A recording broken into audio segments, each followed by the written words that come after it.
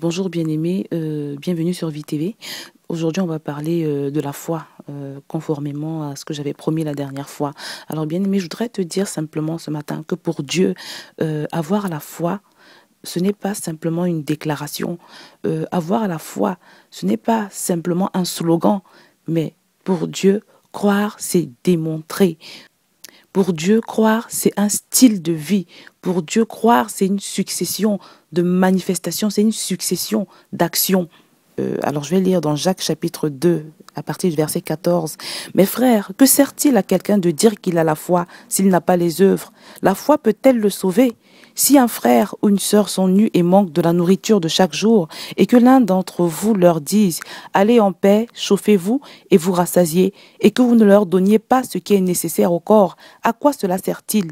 Il en est ainsi de la foi. Si elle n'a pas les œuvres, elle est morte en elle-même. Bien-aimé, Dieu ne veut pas qu'on se contente de déclarer et de confesser des choses concernant notre foi. Tu as donné ta vie au Seigneur Jésus-Christ. Tu t'es engagé peut-être même devant une foule à soumettre ta vie à la Seigneurie de Jésus-Christ. Mais soumettre sa vie à la Seigneurie de Jésus-Christ, ça signifie adopter un style de vie. Je vais lire cette fois toujours dans Jacques 2 à partir du verset 18. Mais quelqu'un dira, toi, tu as la foi et moi, j'ai les œuvres. Montre-moi ta foi sans les œuvres et moi, je te montrerai la foi par mes œuvres. Tu crois qu'il y a un seul Dieu. Tu fais bien, les démons le croient aussi et ils tremblent. Veux-tu savoir, ô homme vain, que la foi sans les œuvres est inutile?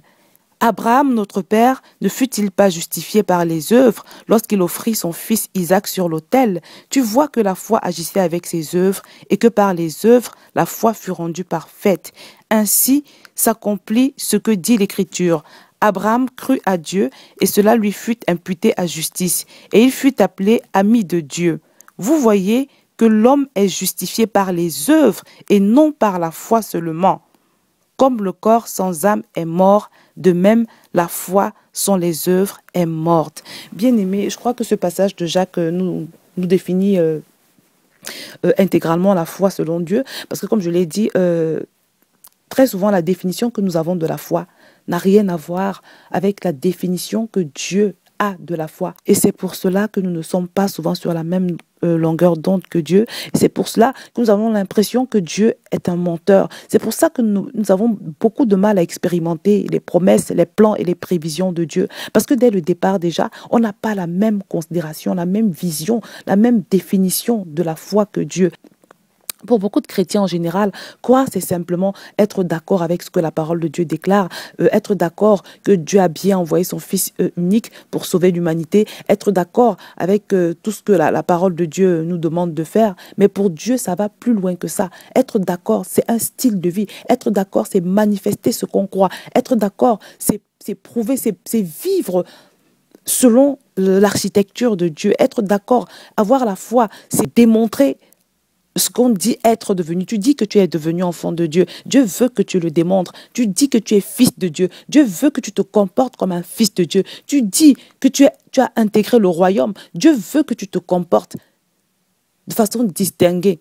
Dieu veut que tu te comportes comme quelqu'un qui sait quelle est la puissance qui habite en lui. Dieu veut que tu te comportes comme quelqu'un qui sait, par exemple, qu'il est assis dans les lieux célestes au-dessus des pouvoirs, des principautés. Dieu veut, par exemple, que tu sois rempli d'assurance, que tu sois rempli de sécurité, que tu saches que Dieu t'autorise même à avoir un saint complexe de supériorité, par exemple, parce que Dieu, ton Dieu, ce Dieu que tu pries, il est supérieur. Dieu veut que tu manifestes son image en toi. Dieu veut que tu manifestes tout ce qu'il déclare dans sa parole. Et quand tu auras fait ça, bien-aimé, tu pourras être sur la même longueur d'onde que Dieu. Tu pourras dire que tu as la foi telle que Dieu la conçoit.